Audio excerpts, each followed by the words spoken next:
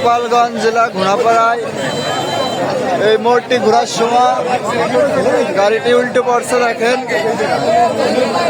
খুবই ভয়াবহ অবস্থা। একটা ভ্যান আছে তলে, তবে মানুষ আছে নাকি বোঝা যাচ্ছে না। এই গাড়ি চাই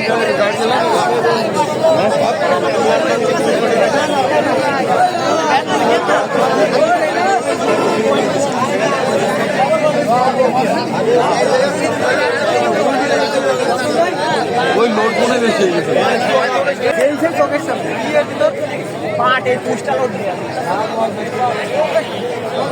সবাই তো ভিডিও।